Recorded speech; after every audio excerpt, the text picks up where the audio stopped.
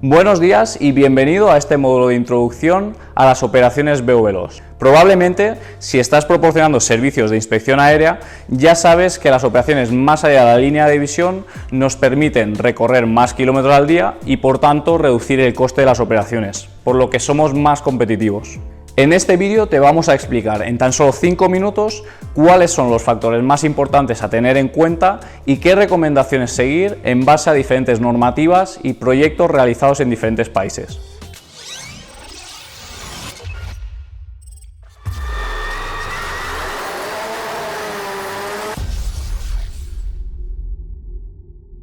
Comenzamos. Se entiende por VV-LOS cualquier vuelo en el que no tengamos contacto visual directo.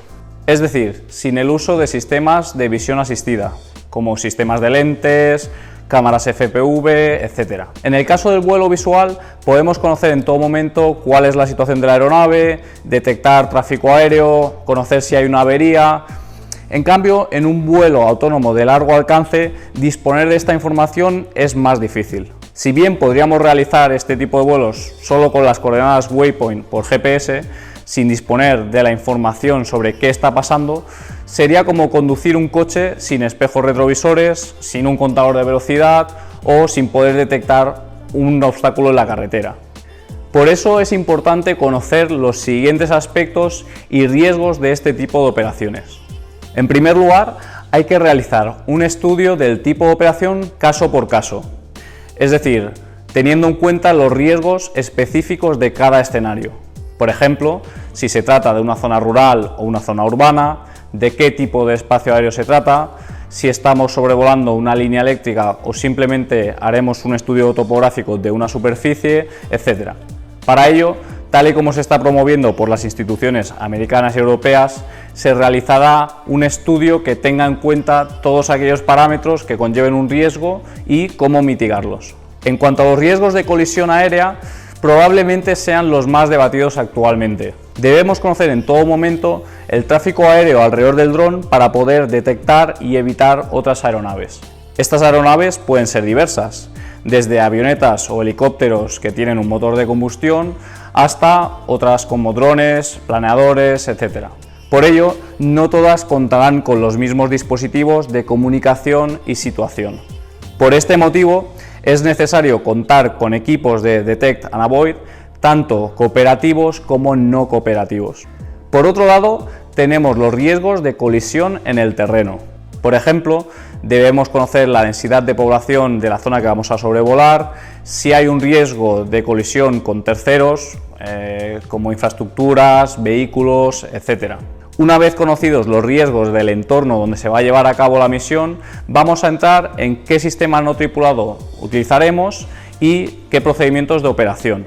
Los aspectos más importantes son los siguientes: el enlace de C2, Command and Control, es decir, cómo el piloto va a conocer el estado de la aeronave, tanto en posición, velocidad, etc., como mandarle órdenes. Además, no solo necesitamos saber qué información es necesaria, sino en qué condiciones la vamos a poder enviar y recibir. Parámetros como la latencia, la precisión de los datos. Esto va a determinar el tiempo de reacción del piloto frente a cualquier situación de emergencia. Es importante también ajustarse a los marcos legales de los espectros de radiofrecuencia de cada país, ya que solo se pueden utilizar ciertas frecuencias y potencias de emisión. Además, generalmente estaremos en frecuencias compartidas con otros dispositivos, por lo cual queremos evitar cualquier tipo de interacción. Hay que pensar que cada una de estas tecnologías tiene unas limitaciones en cuanto a alcance, disponibilidad y latencia. En el módulo de telecomunicaciones C2 entraremos en detalle en cada una de ellas: sistemas de radiofrecuencia, redes inalámbricas de telefonía y navegación por satélite. En segundo lugar, la capacidad de detectar y evitar tráfico aéreo. Tendremos una estrategia de prevención previa al vuelo, como por ejemplo avisando con un NOTAM o volando en espacio aéreo segregado, o bien será un método de detección en tiempo real, es decir, podremos detectar aquel tipo de tráfico aéreo cooperativo que tiene dispositivos para ser identificados por otras aeronaves, como un sistema ASB, y por otro lado podremos detectar aquellos que no llevan esos sistemas cooperativos, como un planeador. También podremos facilitar la visibilidad por parte de otras aeronaves con el uso de luces de posición de larga distancia. Debemos ser capaces de responder a todas estas preguntas según las condiciones de operación en las que queramos llevar a cabo nuestra misión. En tercer lugar, en cuanto a la integridad del sistema, ¿cómo vamos a garantizar que la operación sea segura a lo largo de la misión? Es decir, ¿qué factores pueden influir en que la operación no se lleve a cabo como teníamos previsto? ¿Qué probabilidades hay de que sucedan? Y si suceden, ¿qué haremos para mitigar los riesgos de colisión mencionados anteriormente? Entre estos factores podemos incluir cambios en la meteorología, el tiempo de vida o el tiempo de fallo medio de los componentes. ¿Qué pasa si se pierde el enlace de control?, etcétera. Para ello, se deben incluir medidas como un programa de mantenimiento adecuado, disponer de información experimental en la medida de lo posible sobre la fiabilidad. Finalmente, con toda esta información, seremos capaces de realizar un estudio SORA, del inglés Safety Operational Risk Assessment. Debemos disponer de un RPAS que nos proporcione suficiente información y un equipo de operaciones capaz de tomar las decisiones correctas cuando nos acercamos al límite del sistema o bien porque se ha producido un problema. Por ejemplo, conocer el alcance máximo de las telecomunicaciones o, si hemos detectado tráfico aéreo, responder con el procedimiento adecuado.